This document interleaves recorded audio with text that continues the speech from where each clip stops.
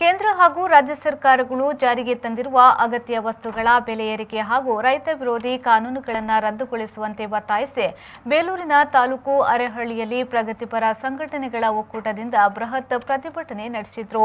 ಪಟ್ಟಣದ ಅರೇಹಳ್ಳಿ ಚರ್ಚ್ನಿಂದ ಪೆಟ್ರೋಲ್ ಬಂಕ್ವರೆಗೆ ಅಂಬೇಡ್ಕರ್ ವೃತ್ತದವರೆಗೆ ಕೇಂದ್ರ ಹಾಗೂ ರಾಜ್ಯ ಸರ್ಕಾರಗಳ ವಿರುದ್ಧ ಧಿಕ್ಕಾರವನ್ನ ಕೂಗಿದ್ರು. ಅರೇಹಳ್ಳಿ ನಿಂಗರಾಜ್ ಅವರು ಮಾತನಾಡಿ, ಈ ದೇಶದ ಹೆಣ್ಣು ಮಕ್ಕಳು ಸ್ವತಂತ್ರವಾಗಿ ತಿರುಗಾಡಲು ಕಷ್ಟಕರವಾದ ಸಮಯ ಎದುರಾಗಿದೆ.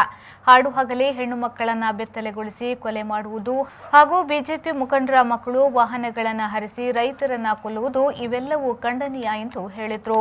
ಕೊಲೆ ಮಾಡಿದ ಶಿಕ್ಷೆಯನ್ನು ಕೊಟ್ಟು ಮರಣದಂಡನೆಗೆ ಹಾಕಬೇಕು, ಇದು ನಮ್ಮ ಕೋರಿಕೆ. ಅದಾದ ನಂತರ